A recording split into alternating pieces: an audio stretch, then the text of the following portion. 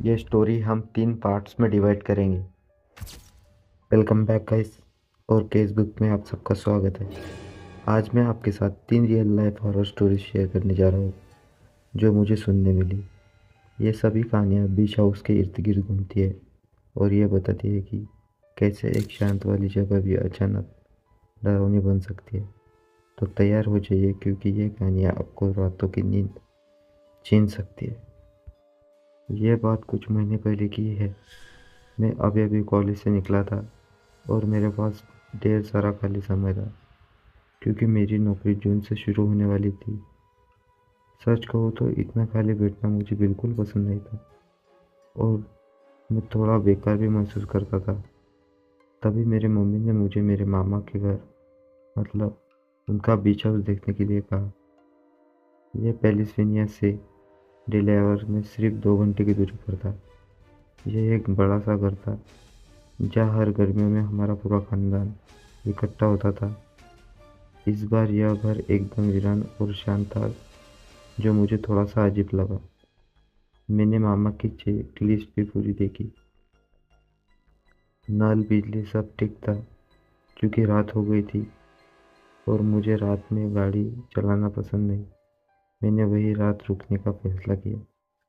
आमतौर पर family gathering में मुझे तीसरी मंजिल के छोटे कमरे में सोना पड़ता था, लेकिन इस बार मैंने दूसरी मंजिल के मास्टर बेडरूम में सोने का फैसला किया। वहाँ एक शानदार बेड था और प्राइवेट बाथरूम। मैं आधी रात में कोई गहरी नींद में सो गया। थोड़ी ही देर में अलमारी से आवाज़ आई। फिर मुझे लगा कि अलमारी में कुछ गिरा है। मैं घबरा गया। मैंने धीरे से अलमारी की तरफ देखा।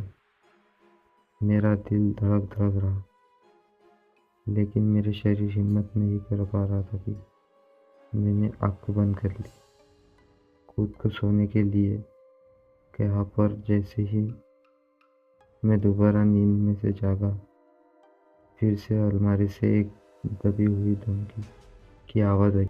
इस बार मैं सच में जम गया था। मुझे लगा जैसे मैं स्लीप पैरालिसिस में हूँ। मैं हिल भी नहीं पा रहा था और फिर मैंने डरावनी चीज़ें सुनी। अलमारी का दरवाज़ा धीरे धीरे खुलने लगा। मेरी आधी खुली आंखों से मैंने देखा कि एक अंधेरा साया कमरे में आया और मेरे बिस्तर के पास बेजान खड़ा होकर मुझे घूर रहा था। लगभग 20 सेकंड को सदियों जितने लंबे बीत गए। फिर वह साया चुपचाप पलटा और कमरे से बाहर चला गया। मुझे लगा कि वह नीचे जा रहा है, लेकिन मैंने उसके कदमों की आवाज़ तीसरी मंजिल की सीढ़ियों से सुनी। तीसरी मंजिल पर कोई निकास नहीं था। मेरे पेट आ गया। किसी तरह मैंने खुद को हिम्मत दी और अपनी पैरालिसिस तोड़ी। मैंने जल्दी से अपनी फ़ोन उठाया और 911 डायल किया। मैंने दबे स्वर में बताया कि घर में कोई घुसा आया है। मैंने दरवाज़ा लॉक किया है और इंतज़ार करने लगा। कुछ ही देर में खिड़कियों पर लाल और नीली पुलिस की लाइट चमकने लगी। पुलिस अंदर आई और घर की तलाशी ली। पहले तो उन्हें कहा कि घर खाली है। मुझे लगा कि मैं पागल हो गया हूँ। मैंने मामा को कॉल किया और उन्होंने पुलिस से अच्छी तरह दोबारा जांच करने को कहा। पुलिस ने दोबारा तलाशी ली, इस बार दीवारों को थपथपाते हुए और हर चीज़ चेक करते हुए। और तब उन्हें मिला तीसरी मंजिल का एक बेडरूम, जिसकी खिड़की खुली थी। वह कमरा जिसमें शुरू से मुझे सोना चाहिए था।